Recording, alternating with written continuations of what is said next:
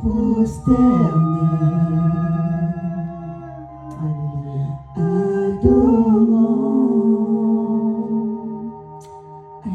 Alléluia. Merci Seigneur Jésus. Alléluia. Alléluia. Merci Seigneur. Donc je vous salue tous dans le nom précieux de notre Sauveur et Seigneur Jésus-Christ.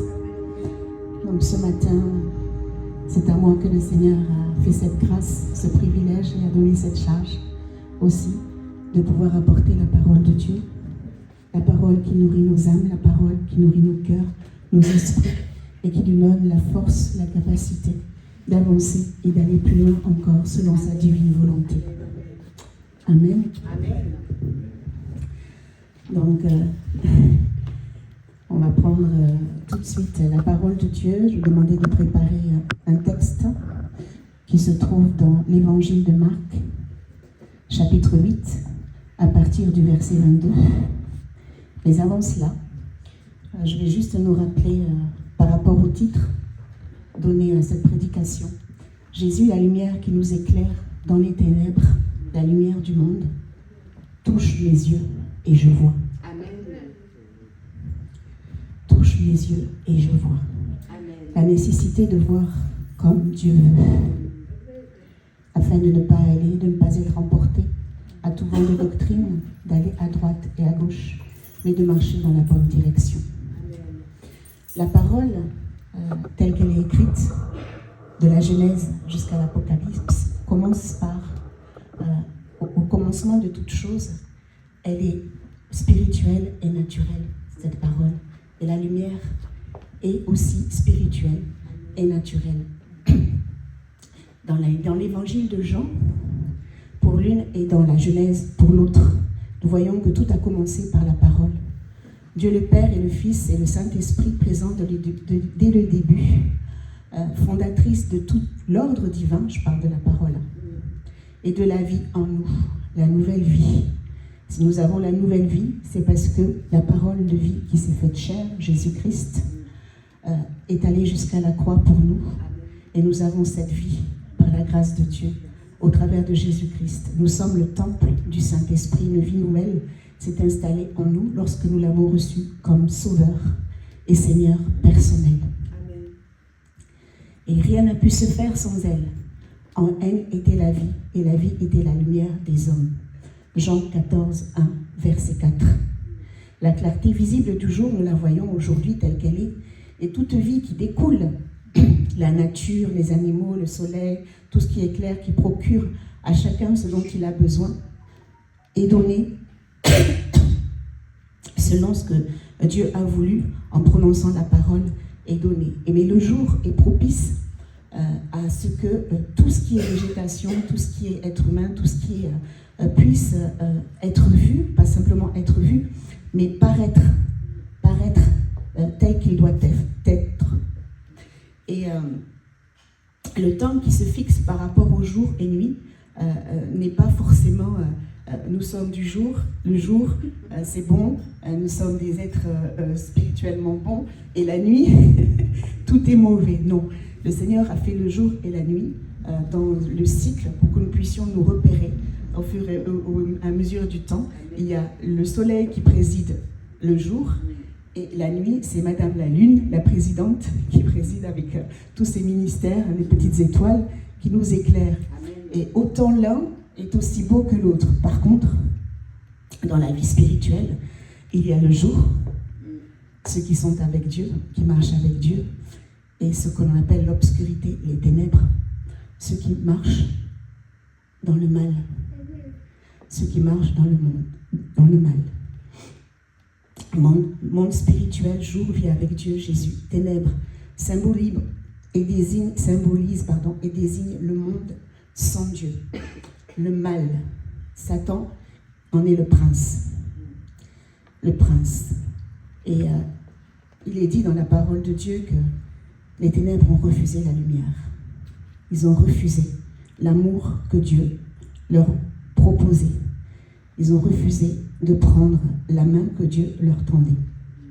C'est important de le réaliser, c'est important de le savoir, de façon à ne pas nous décourager, à continuer à avancer, à être ceux et celles que le Seigneur veut que nous soyons, et à ne pas prendre trop à cœur si l'un ou l'autre tarde à sortir des ténèbres, à sortir de là où il nous semble, parce que nous ne savons pas tout, nous ne voyons pas tout, nous ne connaissons pas tout, mais il nous semble que la personne ou les personnes sont enfermées dans les ténèbres. Il n'y a que Dieu qui sait, il n'y a que Dieu qui connaît véritablement l'état des cœurs, comme nous pouvons, il y a beaucoup, le Seigneur le disait aux pharisiens et à tant d'autres, en parlant des tombeaux blanchis, en parlant des aveugles qui conduisent d'autres aveugles, comme beaucoup peuvent être aussi dans les églises, mais continuer à être dans les ténèbres. Élever les mains, chanter, proclamer, mais vivre le cœur embrumé, le cœur ténébreux, comme le Seigneur les a dénoncés dans la parole de Dieu. Mais pour nous, en tant qu'enfants de Dieu, nous qui avons reçu cette merveilleuse parole, nous qui faisons partie de ce monde de jour, nous avons été éclairés. Le plus important pour nous est de garder cette lumière. Amen. Jean 1, verset 5, la lumière luit dans les ténèbres et les ténèbres ne l'ont point reçue. Ils n'ont pas voulu de la vie, ils n'ont pas voulu de l'amour de Dieu.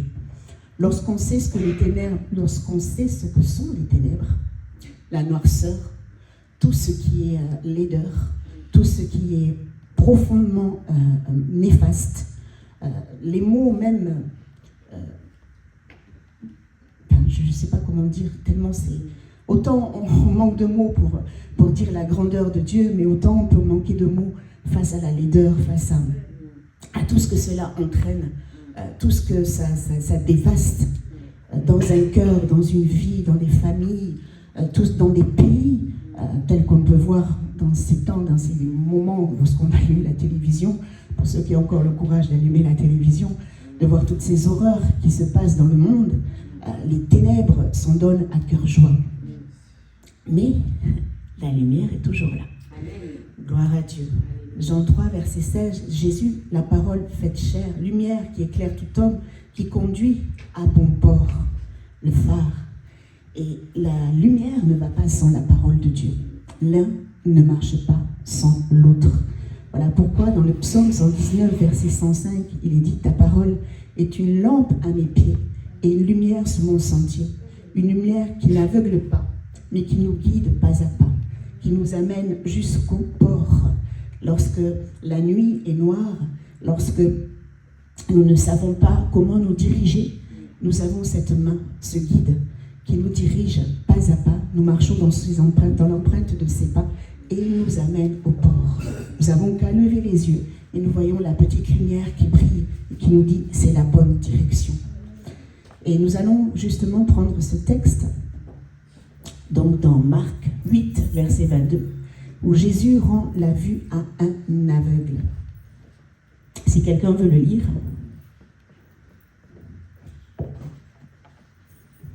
Marc 8, à partir du verset 22.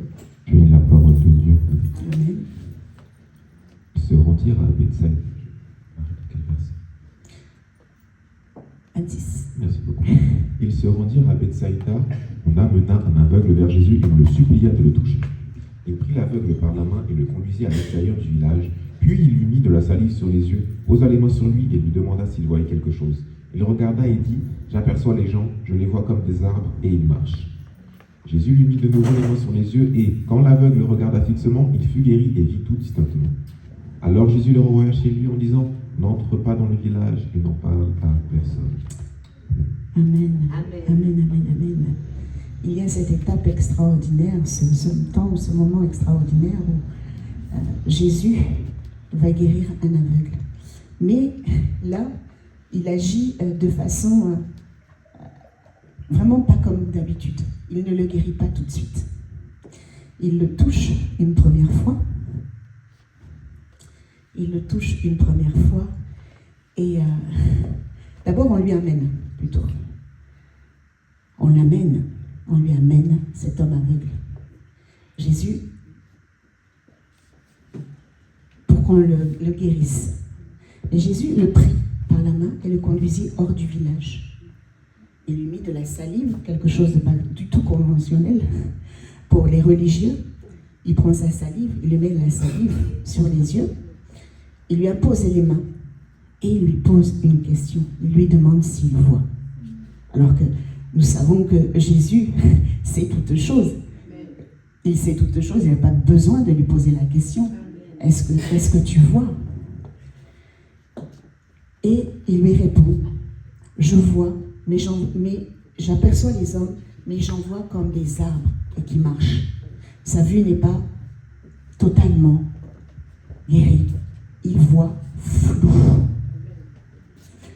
Et Jésus lui remet à nouveau les mains sur les yeux.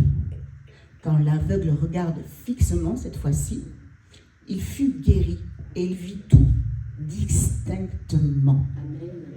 Plus de flou, il voit les choses telles que le Seigneur veut qu'elles soient vues. Est-ce que ça ne nous rappelle pas, nous, ce moment où nous avons donné notre vie au Seigneur? Ce moment où quelqu'un nous a conduits à Jésus-Christ, nous a pris par la main, comme cet aveugle qui a été pris par la main, quelqu'un l'a guidé, quelqu'un l'a dirigé, l'a amené vers Jésus, afin qu'il reçoive le salut. Et Jésus a pris le temps, parce que Jésus a une méthode pour chacun. Pour un autre, comme Bartimée, l'aveugle né, il lui a posé la question, que veux-tu que je fasse pour toi? Il a répondu, Seigneur, que je vois. Et il a été guéri. Pour lui, il a pris le temps. Pourquoi? Nous ne savons pas et nous ne saurons pas, on ne va pas spéculer là-dessus. Mais en tout cas, il a pris le temps. Il a dialogué avec lui. Il s'est approché. Il s'est fait proche de Dieu qu'il était. Il s'est approché de lui. Il lui a parlé. Ils ont dialogué. Et ça, c'est important. Il ne s'est pas contenté de satisfaire son besoin. Il est venu, comme il nous le dit dans sa parole, frapper à la porte. Il a ouvert la porte, il est venu, il s'est installé. Ils ont dîné ensemble. Et quand on dîne, en principe, on ne plonge pas la tête dans son assiette, on ne relève pas la tête. Une fois qu'on a fini, on s'en va. Non. Ce sont des moments propices pour le dialogue.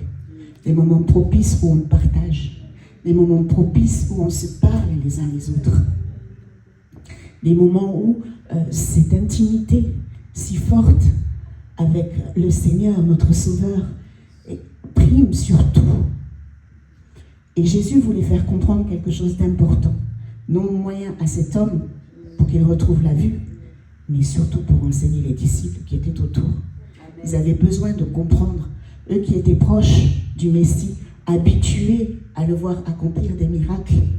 D'abord voir que Jésus n'est pas simplement une méthode, n'est pas simplement une religion, n'est pas simplement... Mais Jésus agit selon la volonté du Père. Et le plus important pour Jésus, c'est qu'une âme le reconnaisse, qu'une âme le voie, qu'une âme puisse saisir par la foi la lumière qu'il est, être éclairé et changer totalement et radicalement d'objectif. C'est le but de la révélation, de la lumière qu'il est. Il vient pas simplement pour nous donner la puissance, parce que beaucoup s'arrêtent à ce premier état. Je vois flou. Bon, ben, j'ai compris, je sais que Dieu est Dieu, Jésus est mon Seigneur, Jésus est mon Sauveur. Je vais à l'église, je m'assois, je repars, je rentre chez moi, je suis béni, je reçois ce que Dieu me donne. C'est bon, je vois assez pour ça. C'est assez suffisant pour moi. Mais néanmoins, le Seigneur nous demande d'aller plus loin. Pourquoi? Parce qu'il y a des loups ravisseurs. Il y a de ceux et de celles qui sont là dans le temple pour égarer les brebis. Et si nous ne voyons pas clairement, si nous n'avons pas ce discernement, si nous n'avons pas la vue que le Seigneur nous accorde d'avoir, nous allons être, comme le dit la parole de Dieu, ballottés à tout vent de doctrine. Un coup à gauche, un coup à droite. Un coup je ris, un coup je pleure. Un coup je sens, je ressens, je pressens, mais rien ne se produit. Et Dieu ne veut pas, pour ses enfants, que nous puissions être ballottés. Il a payé le prix fort pour cela. Il a donné sa vie à la croix de Golgotha. Bien sûr, il y a la croissance spirituelle. Et en tant qu'aveugle, cet homme qui est né aveugle avait un guide, on l'a amené. Il y a pour chaque enfant une croissance qui se fait. Il y a un temps, un moment où on nous tient par la main. on nous nourrit, on nous donne ce dont nous avons besoin. Lorsque nous sommes debout, on est à même de pouvoir manger tout seul, à même de tenir ça, sa cuillère, sa fourchette, de pouvoir manger tout seul. Parfois, on fait un petit peu les enfants capricieux comme les enfants. Maman, tu m'aides. Mais néanmoins, on sait le faire. Dieu sait qu'on sait le faire. On sait le faire. Et il y a le temps où on doit marcher tout seul, avancer tout seul, en sachant qu'on n'est jamais tout seul. Mais entrer dans cette communion, entrer dans sa chambre, fermer la porte et avoir cette relation seul à seul avec celui qui nous a donné la vie, Jésus. Celui qui nous a donné la vie, Jésus. La lumière est indissociable de la parole de Dieu. Jésus est la lumière, elle est indissociable de la parole de Dieu. Voilà pourquoi nous ne devons pas rester dans cette cécité, dans cette première approche de voir flou. De voir flou. Parce que sinon, malgré l'appel que l'on peut recevoir, comme Joseph a eu des visions, Joseph a reçu ces visions venant du Père, c'était indéniable, ça venait de Dieu. Néanmoins, il a dû y avoir toute cette formation pour que ce qu'il avait vu puisse arriver. Et quand il est arrivé sur le trône à côté de Pharaon, il était déjà un homme fait selon la volonté de Dieu. Et il a guidé le peuple d'Israël à recevoir les bénédictions que le peuple avait prévues pour lui. Ce n'était pas un aveugle qui a conduit un autre aveugle. Non, mais c'était un homme fait selon la volonté de Dieu qui a conduit le peuple de Dieu là où Dieu voulait le conduire. C'est important. C'est important de discerner. Important de savoir que le Seigneur, dans sa grâce infinie, ne fait rien pour rien. Là où il nous place dans l'église, c'est important de s'asseoir, d'écouter, d'agir selon ce que le Seigneur nous demande de faire. Et de réaliser que là où le Seigneur nous a placés, on reçoit ce dont on a besoin pour pouvoir continuer à voir selon ce que le Seigneur veut pour nous. Se promener un peu partout est dangereux. Pas parce que il y a du faux partout, non. Mais parce qu'on ne reçoit pas pleinement ce que Dieu a prévu pour nous. Il y a une continuité. Comme dans une famille, Dieu fait naître un enfant dans une famille, au milieu d'un papa et d'une maman, et il reçoit ce dont il a besoin dans cette famille, et pas ailleurs. Dieu peut permettre, parce qu'il y a des situations qui nous dépassent, nous, en tant qu'humains, mais Dieu pourvoit. Dieu pourvoit néanmoins. Mais néanmoins, voilà ce que Dieu a prévu. Et dans sa grâce infinie, il a prévu l'Église, il a prévu ce temps, ce lieu, les ministères, il a prévu toutes ces choses pour nourrir ses enfants. Alors il n'y a pas que du faux, parce que s'il y a du faux, il y a aussi du vrai. Et c'est ce qu'il faut retenir. Néanmoins, voir flou peut être dangereux. Et beaucoup d'enfants de Dieu sont assis, voient flou, mais ça ne les dérange pas. Ça ne les dérange pas, pourquoi? Parce que ça ne secoue pas, ça ne me perturbe pas. Je sais que j'ai un peu de Dieu, mais je continue à faire un peu ma vie. Ça ne me dérange pas, ni l'un ni l'autre n'est dérangé par ce que je fais. Jusqu'au jour où il faut faire un choix. Et Dieu nous appelle à faire un choix. Voilà pourquoi Jésus, dans sa grâce infinie, a posé la question à cet homme. Qu'est-ce que tu vois? Qu'est-ce que tu aperçois? J'aperçois des arbres. Je vois comme, j'aperçois les hommes, mais j'en vois comme des arbres. C'est pas clair. C'est flou. Pourtant, Jésus est le chemin, la vérité et la vie. Il n'y a pas plus clair. Il n'y a pas plus clair que lui. Celui qui veut être éclairé, il voit. Il voit. Beaucoup restent dans ce que le Seigneur appelle la religiosité. Dieu. Oui, Dieu. Mais notre Dieu a donné Jésus-Christ, le nom qui est au-dessus de tout nom. Pourquoi ne pas rentrer carrément auprès de celui qui est clair pour voir le Père? Parce que l'apôtre Paul, qui est devenu cet homme, Saül, qui est devenu l'apôtre Paul, connaissait Dieu sur le bout des doigts. Pouvez-vous parler de Dieu sur le bout des doigts, il connaissait tout, mais il ne connaissait pas Jésus.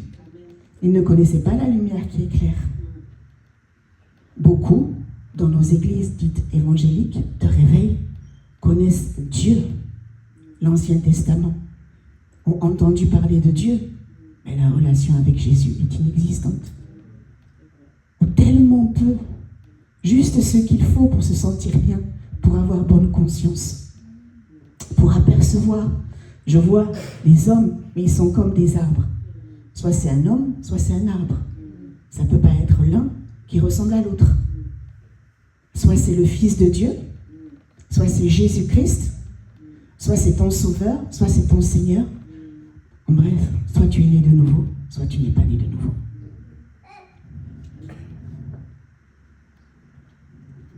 Soit tu es né de nouveau, soit tu n'es pas né de nouveau. Et de nouveau, Jésus lui impose les mains. Et quand l'aveugle regarde fixement, c'est-à-dire quand il prend maintenant le temps de regarder là où il faut regarder, dans la bonne direction, il est écrit, il vit. Non.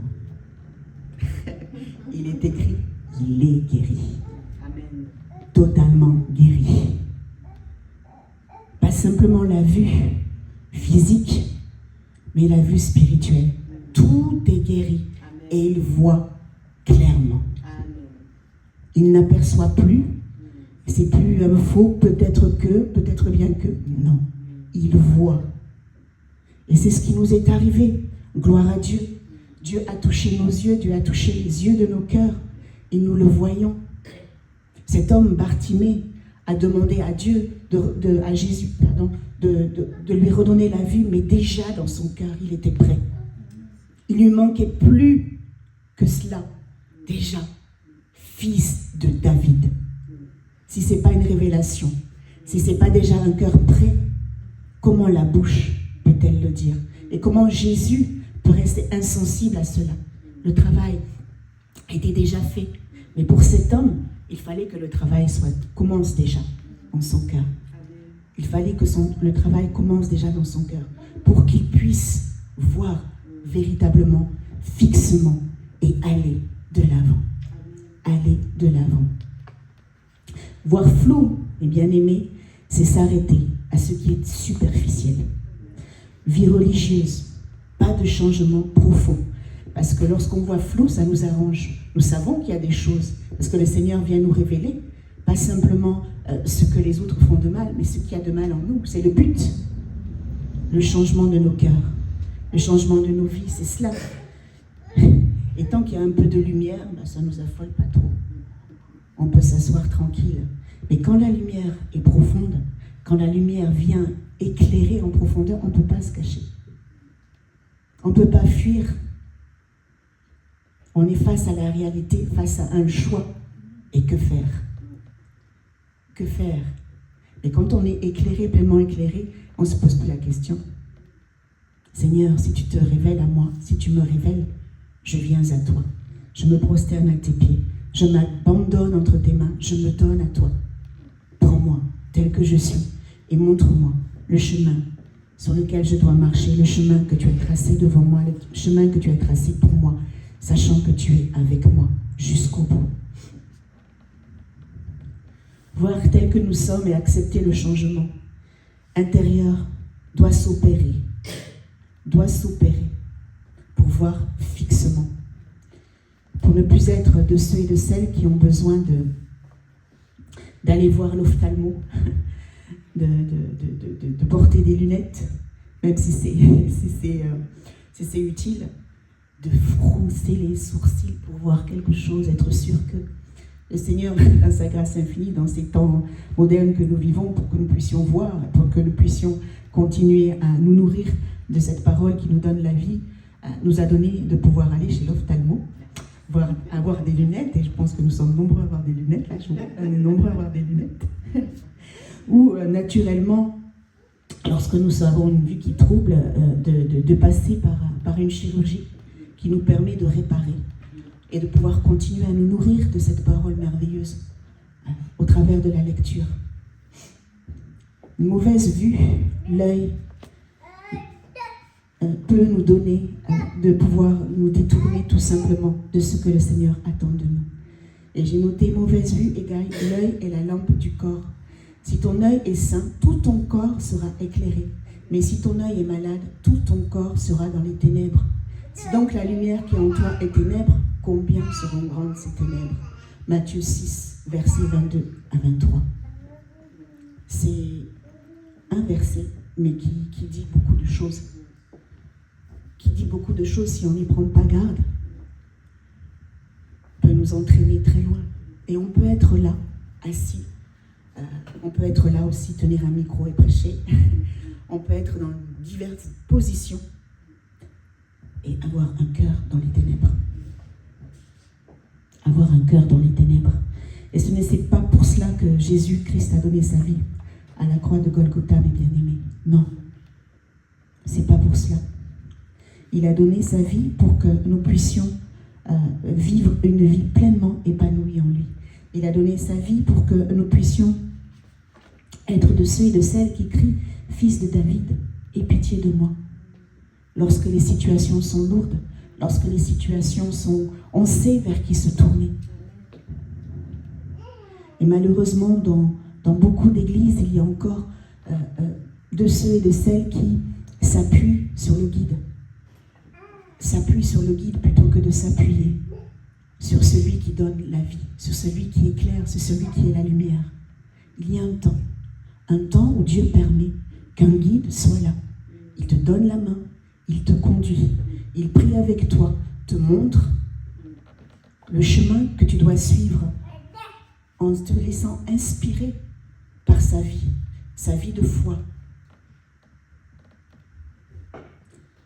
Mais nullement le Seigneur a donné à ses guides de rester perpétuellement à tes côtés, parce qu'il y a un temps, comme les enfants sortent de la maison, parce qu'ils sont grands et qu'ils vont vivre leur vie, il y a un temps où tu dois apprendre à marcher tout seul, toute seule.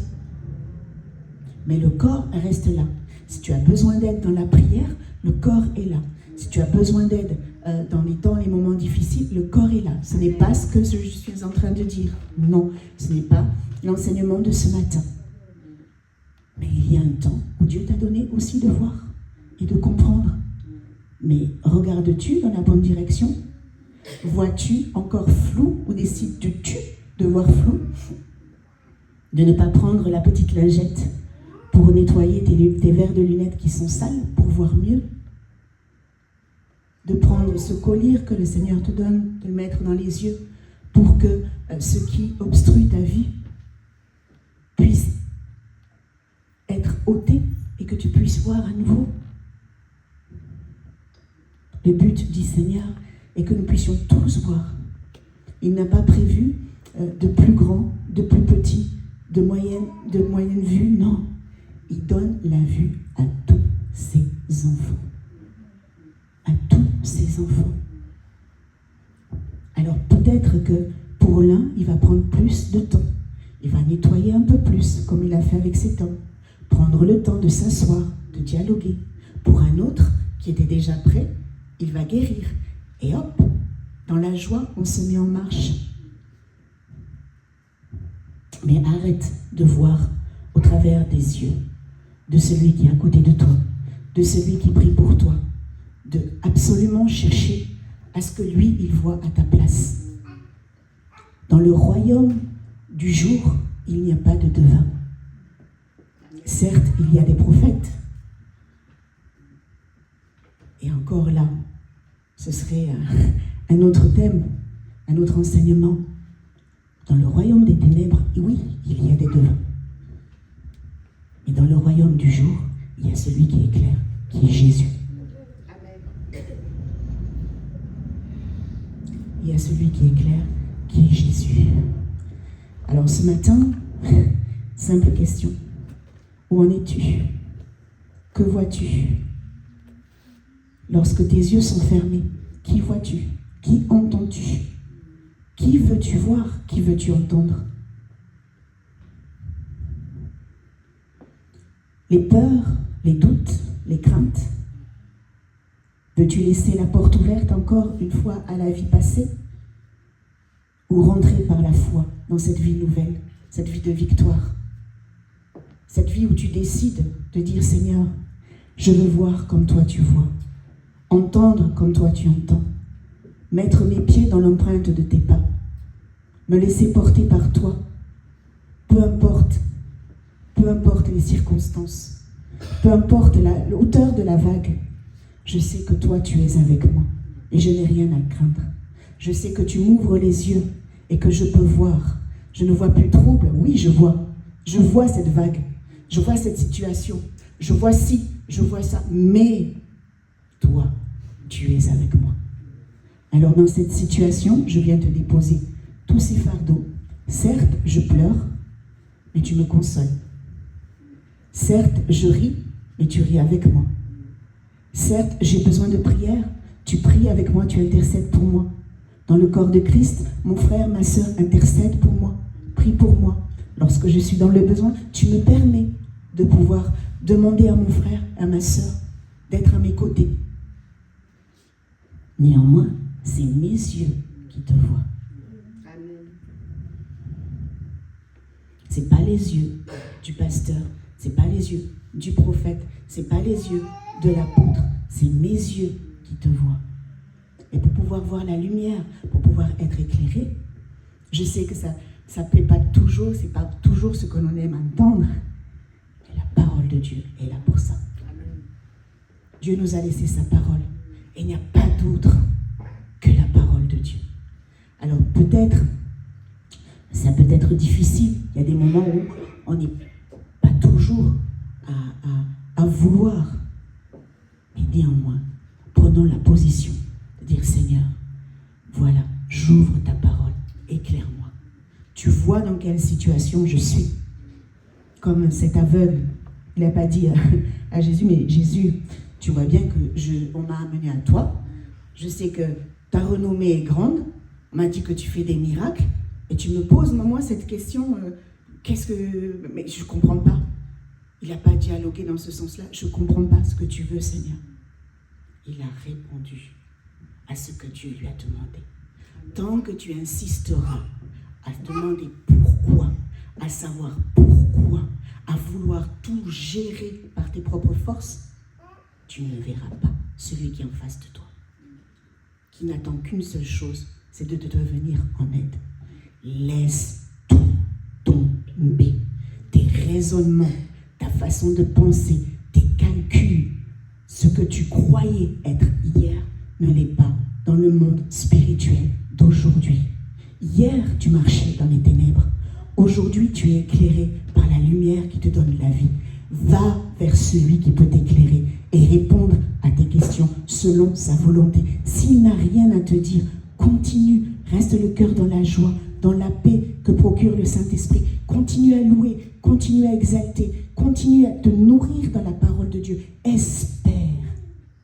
Espère, parce que ce que donne la vue lorsqu'on regarde fixement, c'est l'espoir que ce qui est là-bas, je m'y approche. Ce qui est là-bas, j'y vais avec toi. Ce qui est là-bas, ce que tu me montres là-bas, on y va ensemble.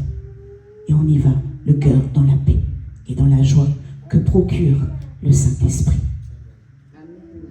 Alors pourquoi se priver de ce que Jésus t'a donné gratuitement dans sa grâce infinie? Cette vie qui t'éclaire. Pourquoi continuer à te battre, à te débattre dans un monde de ténèbres dans lequel tu n'es plus parce que tu es enfant de Dieu? Tu as la lumière. Ouvre la lumière, regarde fixement. Il est écrit, l'aveugle regarde fixement. Il vit tout distinctement. Mais d'abord, il fut guéri. Son cœur a été guéri. Son âme a reçu. Et ses yeux se sont ouverts. Quel stade en es-tu? Tu ne vois toujours pas. Tu fixes, mais tu ne vois toujours pas. Quel est l'état de ton cœur? Regarde quand il arrive une circonstance. Quand une circonstance vient dans ta vie, comment réagis-tu? Il y a toujours l'effet de la surprise. Il ne faut pas être non plus déséquilibré. Mais après, une fois que tu es assis, comment tu réagis? Est-ce que tes yeux se lèvent vers les montagnes, comme nous l'avons chanté, vers celui qui te viendra le secours, ou tes pieds restent à regarder, ou plutôt tes yeux restent à regarder la terre, à regarder tes pieds, et à ne plus avancer? C'est vrai, c'est lui qui nous porte, mais la bonne disposition du cœur est importante, mon bien-aimé, ma bien-aimée. Et lorsque nous réalisons avec vraiment combien le Seigneur a prévu toutes ces choses pour que nous puissions déjà vivre heureux ici-bas, que nous n'avons à nous inquiéter de rien, comme le dit la parole, mais qu'à lui faire confiance. Combien nous réalisons, combien tant d'efforts parfois vains nous ont fatigués, épuisés, et nous ont donné rien d'autre, puisqu'on revient au point de départ. On vient s'asseoir, on dit écoute, j'ai rien vu, j'ai rien compris, j'ai rien vu. Et bien là, Seigneur, confus, éclaire-moi. Donc, pourquoi ne pas, plutôt perdre de temps, aller directement vers celui qui peut nous éclairer? Ce matin, c'est un appel à réaliser que Jésus est venu pour nous faire connaître le Père. Il est venu nous donner la vie, nous éclairer déjà dans notre vie intérieure. Et important, la puissance que Jésus a en nous, puisque ce n'est pas nous qui sommes puissants, c'est lui en nous, c'est différent. La puissance que Jésus nous donne n'est pas plus importante que la vie éternelle. Donc les dons, les talents, tout ce que le Seigneur donne à côté n'est pas plus important que ton cœur qui change, que ton cœur qui est façonné, que ton cœur qui est modelé. Alors, c'est bien d'aller dans des églises de réveil, c'est bien là où l'esprit se manifeste, mais c'est mieux d'en ressortir et de se dire, Seigneur, tu m'as révélé ceci, tu m'as montré cela, ça doit changer. Sinon, aveugle qui conduit un autre aveugle. Alors ce matin, posons-nous la bonne question. Que je me pose la bonne question. Faisons tous partie, cette parole a été donnée, d'abord été donnée à moi. Qu'est-ce que je veux aujourd'hui? Le Seigneur m'a renouvelé dans le souffle de vie. Est-ce que je veux encore être éclairé à nouveau? Continuer à être éclairé? Ou je me satisfais de ce que j'ai vu déjà jusqu'ici? Non. Pour ma part, non. Je veux voir encore davantage, davantage, davantage et encore davantage. Parce qu'au travers des lumières que nous sommes des lumières, parce que c'est Jésus, la lumière qui vit en nous, qui éclaire. N'est-ce pas extraordinaire de savoir que, étant sauvé, il peut se servir de toi pour que cette lumière qui est en toi puisse toucher un cœur, qui puisse être délivré de ces ténèbres, arrêter de tourner en rond et savoir qu'il y a un but dans la vie. Est-ce que c'est pas extraordinaire? Alors ce matin, pose-toi la question. Où j'en suis?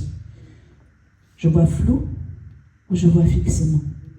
Je veux voir fixement ou continuer à voir flou? Devant ton Dieu, réponds à cette question. C'est un appel ce matin. Viens à lui tel que tu es. Viens à lui. Il va toucher tes yeux et tu vas voir. Amen.